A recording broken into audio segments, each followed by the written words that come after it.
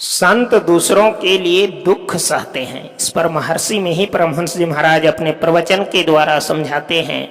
प्यारे लोगों, आप लोग जानते हैं कि संत मत का यह पुराना सत्संग हॉल, इससे संत मत के प्रचार का कार्य होगा। जिस काम के लिए यह बनाया गया है वह काम करना आवश्यक है। वेद पय सिंधु सुविचार मदर महा अखिल मुनिवृंद निर्मथन करता सार सत्संग मुद्धृत्य इति निश्चितम वदत श्री कृष्ण वैदर्भी भरता। गोस्वामी तुलसीदास जी कहते हैं कि वेद क्षीर का समुद्र है, वेद ज्ञान है और सुविचार बड़ा भारी मंद्राचल पहाड़ है। सभी मुनि लोग मथ कर सार पदार्थ सत्संग निकाल लेते हैं। सत्संग इतना महत्वपूर्ण है कि इसके लिए कहा गया है, मति किरति गति भूति भलाई जब जेहि जतन जहाँ जेहि पाई सो जानब सत्संग प्रभाऊ लो कहूँ वेद न आनो पाऊ। मति सुबुद्धि यश गति और मोक्ष सत्संग के द्वारा आ जाती है। संसार में ऐश्वर्य भी प्राप्त होता है और भलाई शीलता, ये पांचों चीज सत्संग से प्राप्त होती है। ये पांचों वस्तु जिनको मिल जाए उनको संसार में क्या कमी रह जाएगी। वेद रूपी क्षीर समुद्र को मथ कर निकाला गया है। सत्संग हम लोग मिलजुल कर सत्संग करते हैं। इन्हीं बातों के लिए रामचरितमानस में सत्संग की बड़ाई की गई है। यह अवश्य करने योग्य बात है।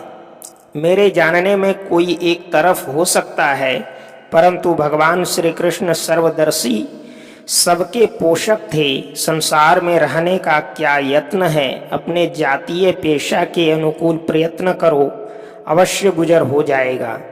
राजा की पूजा एक देश में होती है, परंतु विद्वान लोग जहाँ जाते हैं वहीं उनकी पूजा होती है। व्यास देव जी ईरान गए थे, वहाँ उनका बहुत आदर हुआ था। मेरे कहने का मतलब यही है कि जिस देश में जाएं उस देश की भाषा भी सीख लेनी चाहिए।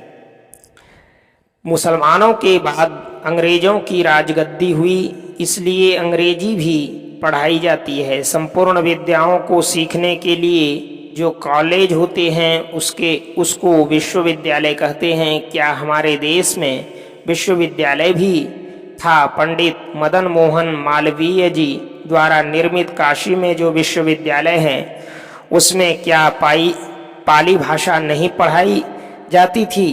पढ़ाई जाती थी। नालंदा विश्वविद्यालय था, उस विश्वविद्यालय का हाथा उजड़ा पुजड़ा है। वहाँ पर जाइएगा तो देखिएगा उस विश्वविद्यालय को भंडार कहते हैं। नालंदा विश्वविद्यालय को लोग खर्च देते थे, मैंने तो जाकर देखा है। भगवान बुद्ध की बाल मूर्ति भी है, काला पत्थर की काली मूर्ति है। मैं पहचानता था, पूछा यह किसकी मूर्ति है? उन लोगों ने कहा काल भैरव की है। मैंने कहा बुद्ध कब से काल भैरव कहलाए? लोग हंस पड़े। इस तरह नाम को छिपाया है लोगों ने।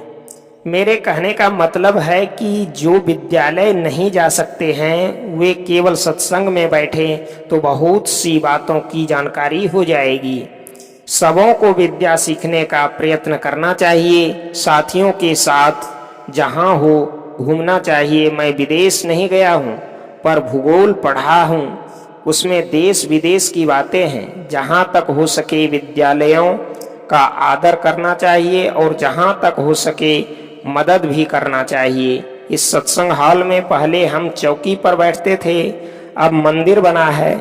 जिनके खर्च से बना है वे बड़े पुण्य के भागी हैं। संत मत में आकर जो ज्ञान हुआ वह शांति पाने का ज्ञान है।